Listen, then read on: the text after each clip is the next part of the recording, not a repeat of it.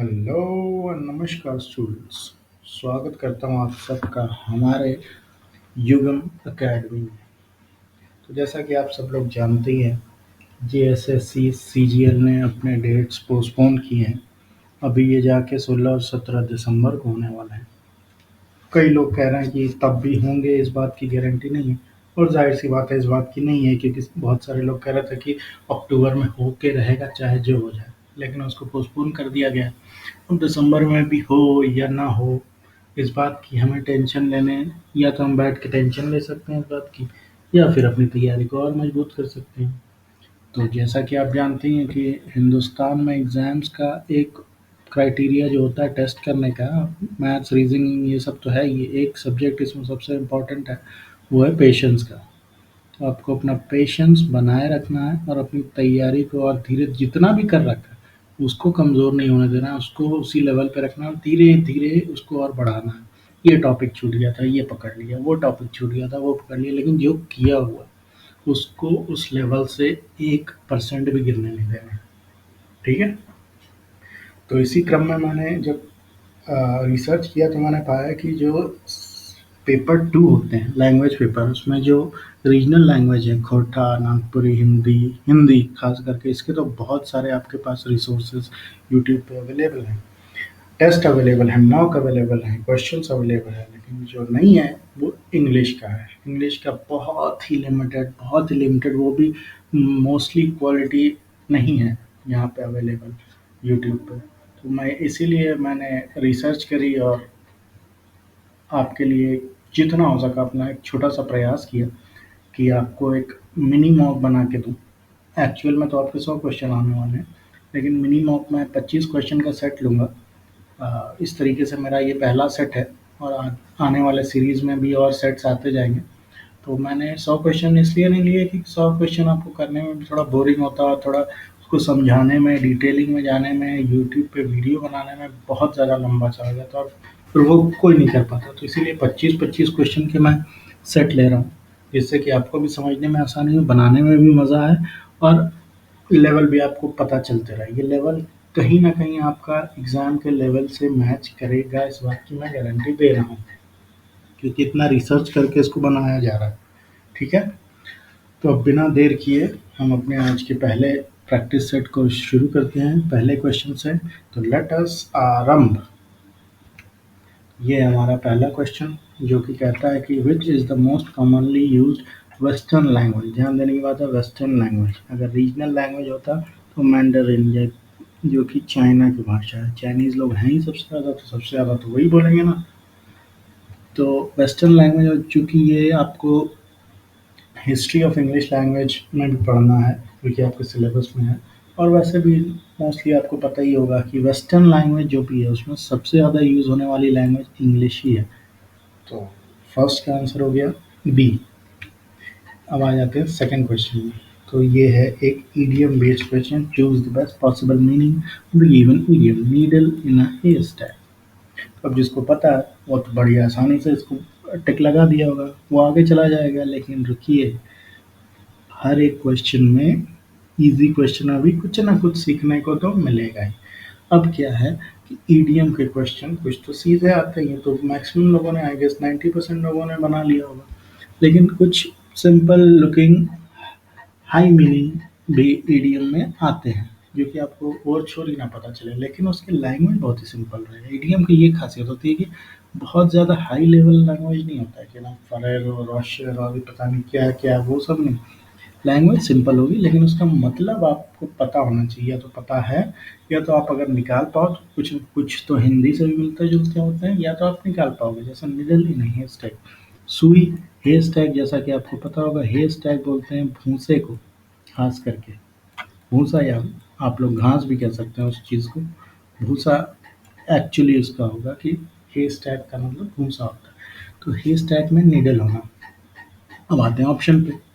तो ईज़ी तो नहीं होगा, पहला ऑप्शन है ईज़ी तो नहीं होगा भैया, भूसे में घास का निडल निकालना आसान तो नहीं होगा। अब क्या है कि टेलर, हाँ तो लग तो रहा है कि टेलर की ज़रूरत पड़ेगी भाई निडल की, मतलब तो टेलर की एक्सट्रीमली डिफिकल्ट, हाँ ये हो सकता है। अब आते हैं ईजिली अवेलेबल, मार्केट की तो बात ही नहीं है, मार्केट में भूसा क्या कर रहा हैं। और यहाँ पे बात होती ईज़िली, तो अपने को पता ही है पहले से कि ईज़ी थी, तो ये चीज़ है नहीं, तो ये भी नहीं होगा। अब दूसरी 2 चीज़ें होंगी, टेलर या डिफ़िकल्ट। डिफ़िकल्ट मेरे को लग रहा है भैया, लेकिन टेलर भी हो सकता है। तो टेलर को सुई की ज़रूरत होगी, लेकिन क्या टेलर बार-बार भूसे में से निकाल के सुई ले जाएगा? हैं? ये समझिए अपन। तो समझ गए कि इसका मतलब ये भी नहीं होगा, तो यही होगा। ये बहुत ही आसान इडियम है। घास के ढेर में सुई खोजना, ये हिंदी का मुहावरा है। बहुत ही, ये कोई भी लगा लेगा, लेकिन मैंने इतना डिटेल में आपको इसलिए समझाया क्योंकि कल को कुछ इडियम ऐसे आएँगे जो जिनका लैंग्वेज बहुत सिंपल होगा, लेकिन आपको और छोरी पता ना चले। तो इस तरीके से आप अप्रोच करेंगे ना, तो आपको सही होने के चांसेस बहुत बढ़ जाएँगे कि भैया वो कह क्या रहा है, पहले हिंदी में क्या-क्या चीज़ें होती है, फिर वो क्या होती है, उससे मिलता-जुलता कोई मुहावरा है तो वो लगा लो। नहीं है तो फिर ऐसे एलिमिनेट करते जाओ तो आप पहुँच जाओगे। तो मेरा ये वीडियो बनाने का यही मकसद है। थोड़ा ये पहला वीडियो ये लंबा हो सकता है, 35-40 मिनट तक चल जाएगा, लेकिन मैं अगले सीरीज़ में ये कोशिश करूँगा कि आपको 25 मिनट या 30 मिनट के अंदर ही वीडियो को क्लोज़ करने का, 25 क्वेश्चन को 25 से 30 मिनट में बनाना डिटेलिंग के साथ is sufficient for in my opinion, ठीक है। सेकंड का आंसर हो गया आपका सी। अब आगे चलते हैं थर्ड में। थर्ड का है ट्रैंक्विल का सिनोनिम, ट्रैंक्विल। अब जिसको नहीं पता है वो ट्रैंक्विलाइजर का तो नाम सुना होगा। ट्रैंक्विलाइजर दिया जाता है कि आपको जब बहुत ज़्यादा पेन हो रहा हो या आप बहुत ज़्यादा तकलीफ में हो या बहुत ज़्यादा मचल रहे हो, तो आपको ट्रैंक्विलाइजर दिया जाता है शांत करने के लिए। ये बहुत सारे जानवरों को भी दिया जाता है, जैसे फॉरेस्ट डिपार्टमेंट के लोग जब किसी बड़े-बड़े जानवर को ऑपरेट करना चाहते हैं, हाथी का पैर टूट गया या ऑक्स या बड़े-बड़े भैंसों का कुछ हो गया, इंजरी हो गई, तो उसको जब ऑपरेट करना पड़ता है तो उनको ट्रैंक्विलाइज़र दिया जाता है ताकि वो शांत हो जाएँ। एक तरीके से आप कह सकते हैं कि बेहोश, लेकिन पूरी तरह से बेहोश नहीं होते ट्रैंक्विलाइज़र में। एनेस्थीसिया नहीं है ये, ट्रैंक्विलाइज़र है जिससे शांत किया जाता है। वो पूरी तरह शांत हो जाते हैं और तब उन पे ऑपरेट किया जाता है। तो ट्रैंक्विलाइज़र का मतलब होता है शांत होना। तो अब ऑप्शन पे आ जाते हैं। तो ये है एंग्री, तो हो नहीं सकता, ये तो उल्टा है। मेस्मराइज़, मंत्रमुग्ध थोड़ी किया जाता है, हैं? शांत किया जाता है। वरीड, परेशान तो बिल्कुल ही नहीं किया जाता है भैया। तो सोबर ही है इसका सही आंसर। सोबर का मतलब ये होता है शांत, सुशील, एकदम सोबर आदमी है यार ये। तो ट्रैंक्विल का सिनोनिम हो गया सोबर। अब आते हैं अपने अगले क्वेश्चन पे, क्वेश्चन नंबर 4। ये आपका आ गया पैरा जंबल पे। Rearrange the following sentences to form a meaningful sentence. अब इस तरीके के क्वेश्चन को या तो आप एलिमिनेट कर लें, सबसे अच्छी तरीके से किससे क्या शुरू नहीं हो रहा है उससे एलिमिनेट कर लें। और दूसरा होता है कि जो सिंपल होते हैं जैसे कि ये, इसको आपको पढ़ते-पढ़ते एक बार आप पढ़ने लगोगे तो आपका सेंटेंस खुद पे खुद एक के बाद एक बनता जाएगा, जुड़ता जाएगा। जैसे ये मैं पढ़ना शुरू करता हूँ तो non violence is the law of, यहाँ तक ठीक लगा। अगर ठीक नहीं लगा तो हम सेकंड से शुरू करें, तो हम थर्ड से शुरू करें, तो हम फोर्थ से शुरू करें। यही एक स्ट्रैटेजी होती है, यही एक, इस तरीके से स्टेप्स लेके बढ़ना सही होता है। पहले पढ़ते हैं non violence is the law of, सही लगा। लॉ ऑफ क्या हो सकता है? तो law of the human race and is infinitely greater and than and superior to prove the force. यही लग रहा है। तो P, then S, then R, then Q। तो ये हमारा हो गया ऑप्शन बी, PSRQ, ठीक है। फोर्थ का आंसर हो गया, फोर्थ का आंसर हो गया बी। अब आ जाते हैं फिफ्थ पे। Which of the find the wrongly spelled word. इस तरीके के भी क्वेश्चन आएंगे आपको, बहुत ज़्यादा एकदम यूपीएससी के क्वेश्चन नहीं आने वाले हैं लैंग्वेज में। सिंपल आएंगे कि भैया इसका नाउन बताओ, नाउन कौन सा प्लूरल सिंगुलर है, उस तरीके के भी हो सकता है अपने सेट में आगे क्वेश्चन हो। और सिंपली मिस स्पेल्ड के तो आने ही आने हैं आपको, मिस स्पेल्ड के 2 या 3 क्वेश्चन आपके आने वाले हैं। तो रॉन्गली स्पेल्ड वर्ड ये सेंट्रल एसएससी में भी इसी तरीके के आते हैं, सिंपल। इसको आप पढ़ोगे तो समझ जाओगे। रॉन्गली स्पेल्ड, ये ध्यान देना कि रॉन्गली है कि राइटली है। वो इन चीज़ों में बच्चे ज़्यादा फंसते हैं कि एकदम स्पीड के चक्कर में एकदम रॉन्गली राइटली देखना। ये छोटे छोटे नुआंसेस जो होते हैं इस पे ध्यान देना है, ठीक है। तो रॉन्गली स्पेल्ड, फैक्ट्री सही लग रहा है, पेस्ट सही है, स्ट्रेस सही है, सोसाइटी गड़बड़ है। गड़बड़ क्या है? ई आई नहीं, आई ई होगा। तो सोसाइटी इसका ऑप्शन होगा, सही आंसर होगा। फिफ्थ का आंसर डी। अब आ जाते हैं ऑथर में। ये आपका लिटरेचर का पार्ट हो गया। लिटरेचर में ये आप गांठ बांधो, आपने कुछ पढ़ा हो या ना पढ़ा हो आज तक, लेकिन एग्ज़ाम जाने से पहले, एग्ज़ाम में जाने से बैठने से पहले आपको आपके सारे सिलेबस के ऑथर और उनका जो भी वर्क है, सिलेबस ही बस पढ़ना है इंग्लिश का, लिटरेचर का, वो एकदम रटा हुआ होना चाहिए। कौन सा वर्क, कौन सा ऑथर ने लिखा, ये एकदम आपको नींद में भी उठा के पूछे तो आपको पता होना चाहिए।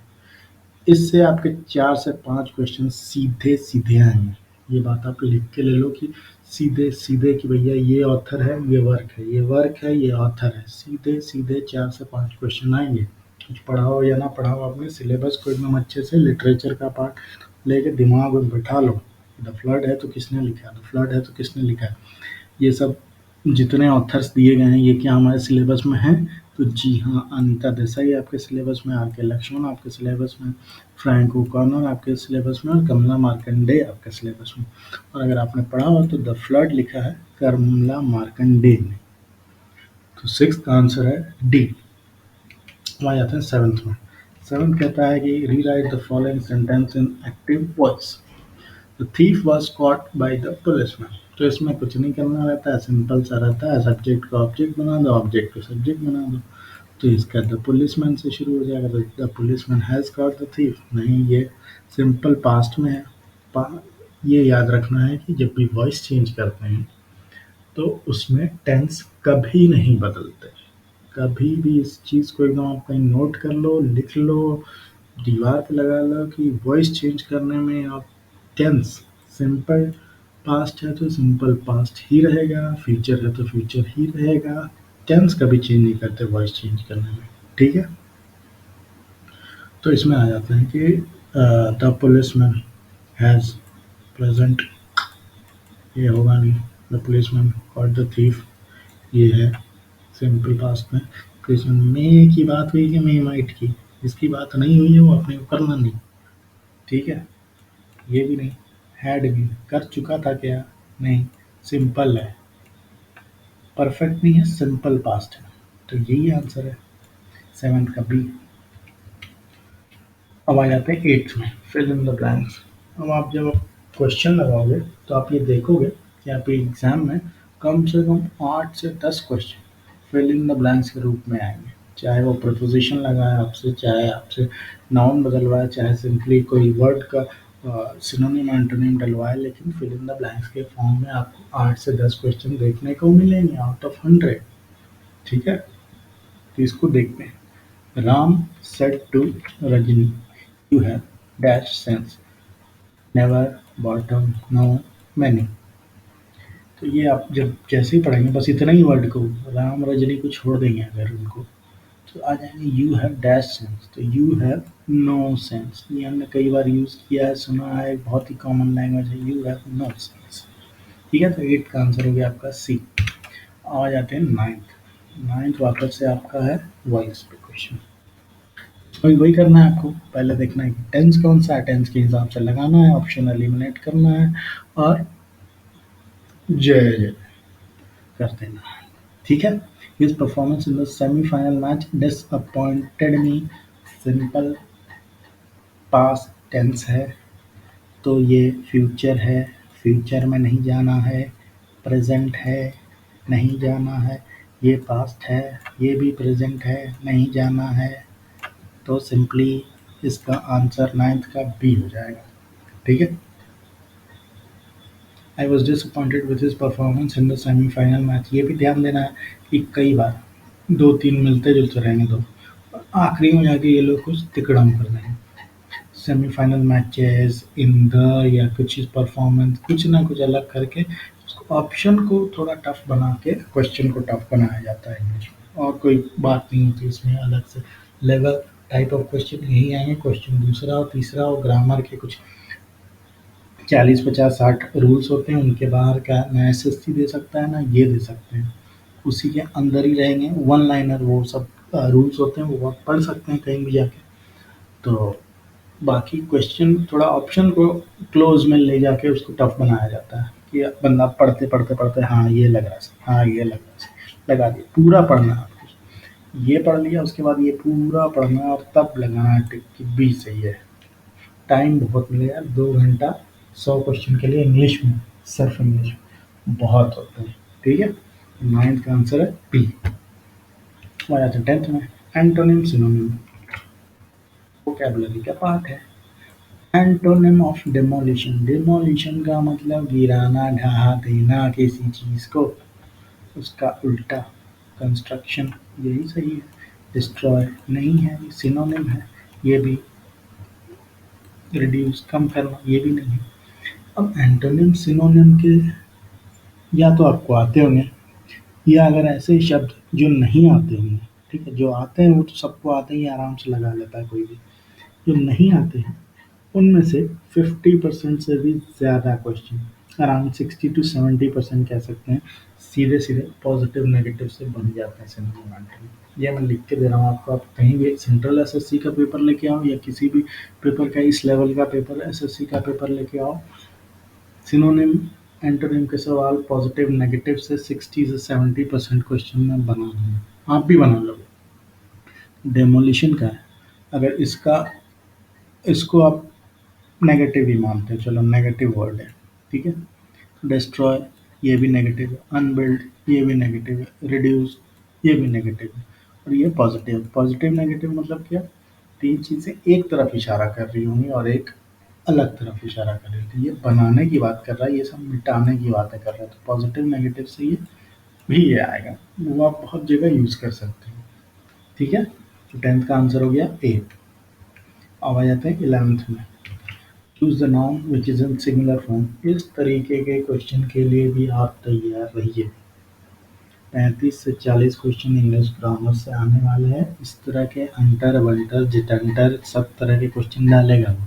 ठीक है, सीधे सीधे उसका टेंस बताओ, उसका नाउन बताओ, उसका ये बताओ, उसका वो बताओ, ये सीधे सीधे क्वेश्चन आते हैं और आएंगे आगे भी। ठीक है, तो choose the noun which is in singular form, ये तो आसानी से आप बता देंगे। बोट्स नहीं, फंड्स नहीं, गुड्स नहीं, गुड्स नहीं, स्पाई, स्पाई मतलब जासूस, स्पाइस होता है उसका प्लूरल फॉर्म, तो स्पाई हो गया आपका आंसर डी। 11th का आंसर हो गया डी। ठीक है, अब बढ़ते हैं आगे 12th में। The correct pronunciation of eat is, ये आपका आ गया फोनेटिक्स, जो कि आपका सिलेबस में है। अब अभी तक बहुत से लोग क्या, मैक्सिमम लोगों ने फोनेटिक्स अच्छे से नहीं पढ़ा होगा, क्योंकि इतना टाइम नहीं निकल गया फोनेटिक्स का सिलेबस देख के। जब नोटिफिकेशन आया उसके बाद से आदमी लिटरेचर पढ़े, नॉवेल्स पढ़े, पोइट्री पढ़े कि फोनेटिक्स पढ़ते रहे। लेकिन अब आपके पास सुनहरा अवसर है, रो के बैठने से अच्छा है कि आप जो जो चीज़ें छूटी हैं उन पे अपनी पकड़ बनाओ। तो उसी में से एक है फोनेटिक्स। फोनेटिक्स बहुत ज़्यादा पढ़ने की, बुक से अगर आपको नहीं मतलब है तो मत जाओ बुक से। यूट्यूब पे ऑनलाइन बहुत सारे मटेरियल फ्री में अवेलेबल हैं, जाओ। ये लोग जो रीट वीट की परीक्षा देते हैं, वो लोग इंग्लिश की पीजी की परीक्षा और वो सब देते हैं एग्ज़ाम्स, तो वो लोग बहुत ही डिटेल में पढ़ते हैं इन सब चीज़ों को। वहाँ जाओ, वहाँ से पढ़ो, बेसिक चीज़ों से पकड़ बनाओ, कुछ चीज़ें पूरी तरह से छोड़ो मत, कुछ चीज़ें पकड़ो, जितनी पकड़ पाओ उतनी पकड़ो। ठीक है, तो अगर आपने पढ़ा होगा फोनेटिक्स, या अगर आप आगे चल के पढ़ेंगे फोनेटिक्स, क्योंकि मैं उम्मीद कर रहा हूँ कि आप पढ़ेंगे ही, तो उसका इसको इस तरीके से इंग्लिश में हिंदी में लिख सकते हैं 8। ठीक है, ये नहीं होता है क्योंकि ये ए की मात्रा होती है तब 8 होता है। इसका सही आंसर होगा ये 1। ये जब आप पढ़ेंगे फोनेटिक्स तो आपको पहले ही शुरुआती में ये सब चीज़ें बताई जाएंगी। तो इसका प्रोनाउंसिएशन 8 होता है। ठीक है, तो 12th का आंसर हो गया ए। अब आ जाते हैं 13 में। अगेन ये आपका लिटरेचर का पार्ट आ गया। लिटरेचर में कौन सा, फाइनल सोल्यूशन। फाइनल सोल्यूशन किसने लिखा है, आपको एकदम याद होना चाहिए, कंठस्थ होना चाहिए कि भैया फाइनल सोल्यूशन महेश दत्तानी ने लिखा है। महेश दत्तानी ने लिखा है ना। ठीक है, अब आ जाते हैं इसमें क्वेश्चन में, तो हुई द सिस्टर ऑफ जावेद। तो जावेद कौन है, जावेद और एक और बोम्बा कुछ नाम था उसका, बी से, वो दोनों आते हैं टोपी वाले। ठीक है, तो जावेद की बहन कौन थी, ज़रीन थी क्या। ज़रीन कौन थी, ज़रीन दादी की बचपन की दोस्त थी ज़रीन। तो तस्नीम थी क्या? तो हाँ, तस्नीम ही थी जिसके हॉस्टल में बम भी गिराया गया था सबसे पहले, जिसको कि पिताजी फ़ोन करके पूछते हैं कि भैया कैसी है? नहीं है, ठीक है।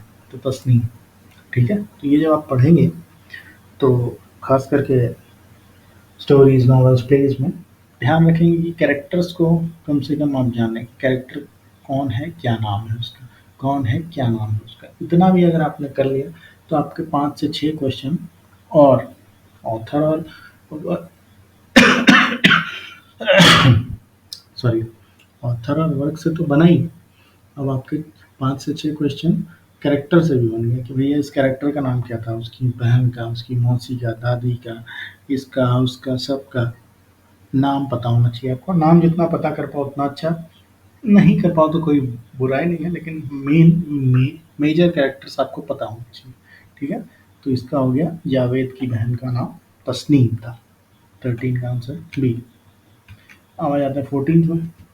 14 वापस आपका फिल इन द ब्लैंक्स है। Choose the correct adjective to fill in the blanks. Chennai is one of dash cities in the southern part of India. Most tinier नहीं होगा, tinier नहीं हो सकता है, most largest नहीं हो सकता है, the largest ही होगा, the tinier नहीं हो सकता, the tiniest होता तो भी तुम सोच सकते थे, लेकिन Chennai is one of the largest cities in the southern part of India. कई बार आपको मीनिंग के हिसाब से भी लेना होगा, ये तो सीधे-सीधे ही रहता है, कई बार आपका मीनिंग से भी चेन्नई, मुंबई क्या सबसे छोटे तो नहीं हो सकते हैं, सदर्न पार्ट में या इंडिया में सबसे छोटे बड़े ही होंगे। तो इसी तरीके से 14th का आंसर होगा सी। इन एग्ज़ाम्स में कई बार तो सीधे-सीधे आंसर होते हैं सही या गलत। ये सही है ऑप्शन, ये गलत है। लेकिन कुछ ऐसे पार्ट्स भी आते हैं जिनमें प्रोबेबिलिटी जिसकी सबसे ज़्यादा हो। ये एक अनसेड टर्म है, समझ लीजिए आप, इन मल्टीपल चॉइस क्वेश्चन का कि choose the best suitable answer. May be वो सबसे सही ना हो, लेकिन ऑप्शन, 4 ऑप्शन में से बेस्ट सूटेबल जो होंगे वो आपको चूज करना है, ठीक है? ये आपको हमेशा ध्यान रखना है कि उन चारों में से बेस्ट सूटेबल, अपना सब कुछ पिछड़ा क्या पढ़ा लिखा वो सब वो साइड में रख के उन चारों में से बेस्ट सूटेबल कौन सा हो उस टाइम पे आपको वो आंसर देना है, ठीक है? तो बात है 14th का आंसर हो गया हमारा सी, द लार्जेस्ट। 15 ये हो गया आपका one word substitution. Of no value और इम्पोर्टेंस, अधसिव नहीं, जोड़ने की बात है, सरप्टिशियस भी नहीं, रेटिसेंट चुप रहने वाला, नुगेटरी, नुगेटरी और नन वैल्यू जिसको बोलते हैं कि ऑफ नो वैल्यू और इम्पोर्टेंस। 15th का आंसर हो गया आपका डी। और आता है 16th में। 16 वापस से आपका लिटरेचर का है। Out of the following which one is not, ये नुआंसेस को ध्यान रखना है कि नॉट है कि नहीं है। Not a work of famous English writer R K Narayan. और आर के नारायण, कुछ कुछ जो आपके राइटर्स हैं आपके सिलेबस में उनको आपको अच्छे से पढ़ना है, जैसे आर के नारायण, ठीक है, रविंद्रनाथ टैगोर, इनके बारे में, इनकी लाइफ के बारे में, इनके वर्क के बारे में क्वेश्चन आने की संभावना बनती है, बिल्कुल बनती है, क्योंकि पहली बात इंडिया के राइटर हैं और बहुत फेमस हैं। या फिर जो फेमस राइटर बाहर के हैं जैसे शेक्सपियर हो गए, विलियम वर्ड्सवर्थ हो गए, तो इनके आउट ऑफ द सिलेबस भी क्वेश्चन आने के चांसेस बन रहे हैं, थोड़ा बहुत, बहुत ज़्यादा उनका लाइफ के बारे में नहीं, लेकिन वर्क क्या है, मेजर अवार्ड्स कब कब मिले हैं, कब कब कब उनका जन्म हुआ है और कब उनकी मृत्यु हुई है, ये सब आपको पता होना चाहिए। थोड़ा ध्यान होना चाहिए आपको, ऑप्शन देख के एग्जाम में समझ में आ जाएगा कि क्या है। एकदम याद ना भी हो तो ऑप्शन वैसे ही दिए जाएंगे कि आपको समझ में आ जाए। जैसे ये आते हैं तो आर के नारायण के कौन कौन से है। स्वामी एंड फ्रेंड्स तो सबसे फेमस वर्क है उनका, जिस पे मालगुडी डेज बना है, तो वो तो आर के नारायण का ही है। द गाइड, द गाइड भी उनका सब बहुत फेमस वर्क है जिसके लिए उनको साहित्य अकेडमी मिला है। अब आपको कमेंट में ये बताना है कि उनको साहित्य अकेडमी कब मिला है आर के नारायण को।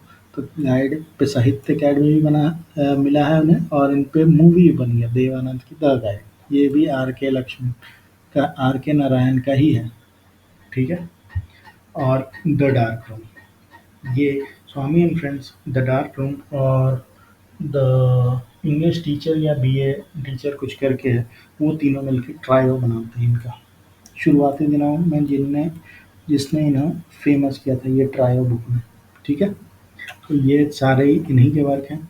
वॉइसेस इन द सिटी नहीं है, तो वॉइसेस इन द सिटी किसके हैं ये हमें पता होना चाहिए। नहीं भी है तो कोई ज़रूरत नहीं है, लेकिन वॉइसेस इन द सिटी में आपको बता दूं कि अनीता देसाई का है, जो कि आपके सिलेबस में एक राइटर है।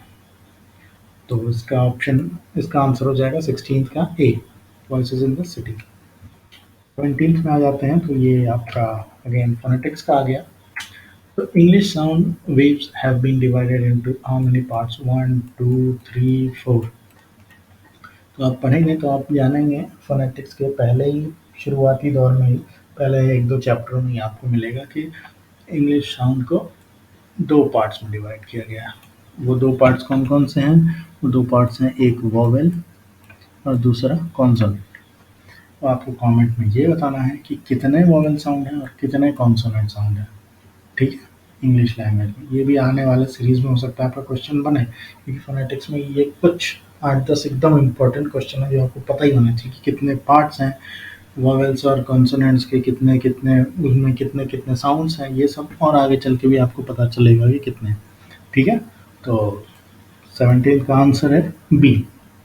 अब आगे बढ़ते हैं 18th, ये पैरा जम्बल्ड है, लेकिन इसमें थोड़ा सा क्वेश्चन में तरीके से सजाया हुआ है, सेंटेंस के रूप में सजाया हुआ है। इस तरीके से भी आपको देखने को मिलेंगी। मैंने कोशिश किया है कि सिंपली बोरिंग तरीके से, एक ही तरीके से ना देके क्वेश्चन आपको अलग अलग तरीके से दूं, जिससे कि आप एक हैबिचुएटेड हो कि क्वेश्चन अब एग्जाम में भी आपको अलग अलग तरीके से क्वेश्चन पूछे जाएंगे, इस तरीके से ही पूछे जाएंगे, उस तरीके से ही पूछे जाएंगे। मेन भले ही एक चीज़ हो, ये आपको पैरा जम्बल पूछना है, लेकिन जैसे उसमें होता है पी क्यू आर एस बीच में होता है और S1 S2 फर्स्ट सेंटेंस और लास्ट सेंटेंस दिया रहता है, उसके बीच में बैठाना रहता है। तो उसी तरीके से एक ये तरीका होता है कि चलिए इसको पढ़ते हैं।